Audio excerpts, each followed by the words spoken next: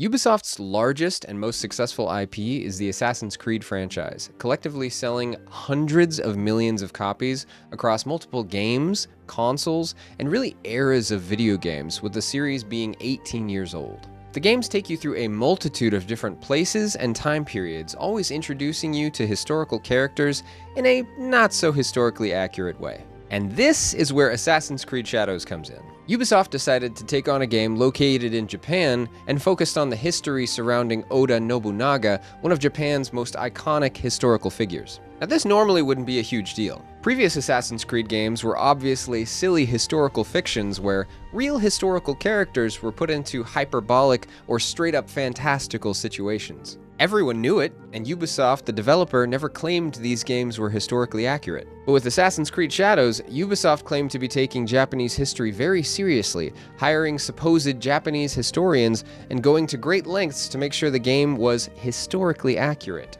Then there was this horrid trailer showing various issues with the game. There was this toy figurine that they were selling which featured the one-legged Torii Gate, which is a reminder to the Japanese people of the destructive power of the atomic bomb that was dropped on Nagasaki. Because of the various issues with the game, the release date got moved twice, from November 15th, 2024 to February 14th, 2025, and then from there to March 20th. And guess what? March 20th is the same day in 1995 that Japan experienced a deadly bioweapon attack that was the worst case of domestic terrorism in Japanese history. Assassin's Creed Shadows has absolutely been marred in every way that a game possibly could be. It almost seems like the devs want the game to fail. And if that is the case, they are doing a fantastic job. With a high of only 64,825 concurrent players on Steam and a 24-hour peak of 36,153 concurrent players, even if Ubisoft Connect has twice as many concurrent players, it is not looking good for a game that supposedly took 400 million to make. So let's take a look at the numbers and see how bad it's really doing. Okay, so I've got my little document here. It's called Assassin's Creed Shadows of Former Glory. I thought that was pretty appropriate. All right, so we've got our kind of layout here. We've got our costs of development, everything that goes into it. And then we're giving kind of a very low estimate based on low numbers, low estimate of copies sold, and a high estimate. So let's get into it. So cost to developer. We've got cost of development was supposedly 400 million. Physical game cost, to actually make the disc and the case and everything, it costs 50%. 50% of a sale of a game. So if a game is $70, it costs $35 to make that. And then you've got your digital platform costs. So we're talking Steam, PlayStation Network, Xbox, right? They all take 30%. So this next section is a little bit misleading. It should probably say copies sold needed to break even. Something more like that. But at $90 per copy, you need 4 million, basically 500,000 copies sold to break even. To not even make money, but just break even. And then at $70 per copy, you would need 5,700,000 basically copies sold to break even. And again, this is just break even. So this is not them making more money, which they need. They need to make sales, right? Or make revenue in order to be able to make more games and continue on as a company. So really, this is not the best case numbers, but yeah, just so you get an idea, these are the numbers for breaking even. Okay, so this is the low estimate on sales here, right? So this is based on copies sold numbers and everything.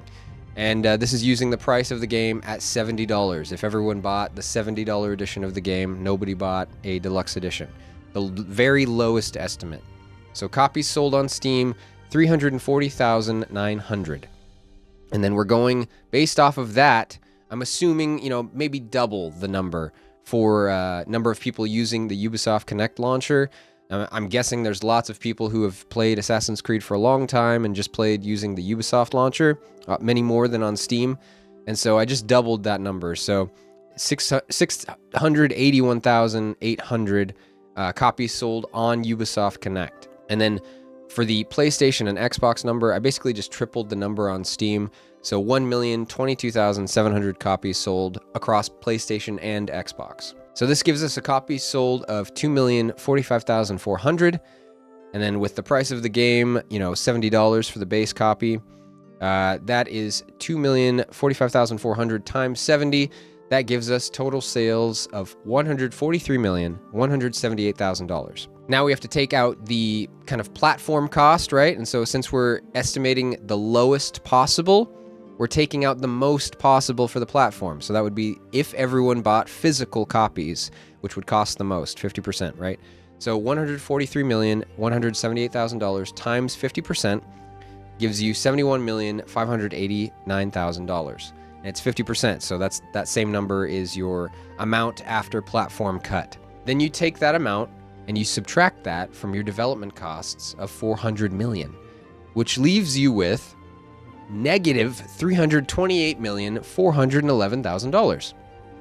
Negative. That's red. Red is bad. That means really bad. And yeah, I don't know any company that could really take a $328 million loss besides maybe the most wealthy billion-trillion-dollar companies, right? With them just being okay with taking that loss. And, Ubisoft definitely is no exception there. Okay, so that's our low estimate. So now we go on to the high estimate, the highest possible. What could we get the most out of here? So copies sold on Steam, 462,600 copies. Copies sold on Ubisoft Connect is 925,200. And copies sold on PlayStation and Xbox, 1,387,800 copies. So total copies sold, 2,775,600. And then, so this is the high estimate, right? So we're assuming with the high estimate, the highest possible, right? So everybody bought the deluxe edition. Everybody was psyched about it. All of those people wanted to pay $90 for this game. So we get 2,775,600 copies sold times $90. That's $249,804,000 in sales. Now we take out the platform cut of 30%. That leaves us with $74,941,200. That's the platform cut that we're removing, right? So we subtract that from our total sales. We get $174,862,800. That is after the platform cut, right? So we subtract that from our development costs, and that leaves us with negative $225,137,200. So either way, even with the high estimate, we are negative in the hundreds of millions. That's bad. That's really bad. Yeah, it's not looking good for Ubisoft. I mean, I realize that not everybody would buy the standard or the deluxe edition, right? Or not every copy sold would be physical or, exclusively digital. So to kind of average them together and give a kind of a more realistic number, it's probably more like negative $276,774,100. Yeah. Either way, whether it's the low, the high, or the averaged out number, it's not looking good for Ubisoft. They are in the hole massively, drastically. And so how do large companies like this usually make up for losses? When they're not doing so hot, they first try reductions in workforce. And so that's kind of what I'm expecting to happen next. And these are the numbers that I'm estimating for reductions in workforce. So layoffs to recover losses. Number of employees is 18,666. The estimated average salary is 45,000. And I throw this in the buffer needed for development. If they want to be able to make more games, they can't just recover their development costs. They'll have no money. They need to have probably an extra 100 million recovered from, firing employees so that they can continue to develop games and try and improve the company. So my low estimate here, we take the up here, right? So the lowest negative of negative 225 million, we take that amount, we add on the 100 million that we think we would probably need for more game development. So they want to make up $325,137,200 by firing people. So we divide that number by the average salary of 45,000, and that gives us 7,226 employees that they would need to let go. That is a 38% reduction in workforce that they would need to have in order to be okay and have money to make more games. Now, the high estimate, we take that big number, negative here, So they want to recover that amount plus 100 million. That gives us $428,411,000 that they're trying to make up here by firing people. We divide that by 45,000, that gives us 9,521 employees that they would need to let go. That is a 51% reduction in workforce. They need to cut their company in half to recover and have enough money to make games. That's crazy.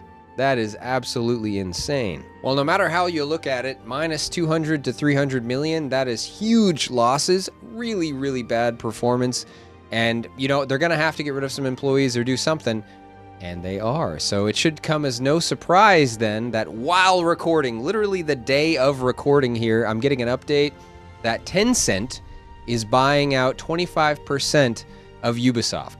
25%. And then with that, along with that deal, is restructuring to the company. So they're going to try and split off and save these IPs, such as, you know, Rainbow Six Siege and Assassin's Creed. That's one of the ones specifically mentioned here. So, you know, I don't know if it's because Assassin's Creed is doing so poorly or what. I mean, I'm pretty sure it is. But yeah, that's one of the ones they're trying to save. We'll see if they can actually make a difference here and save this company and these IPs. There was something said about, you know, if the company itself continues to do poorly, it may get shut down completely, the original, you know, Ubisoft main company.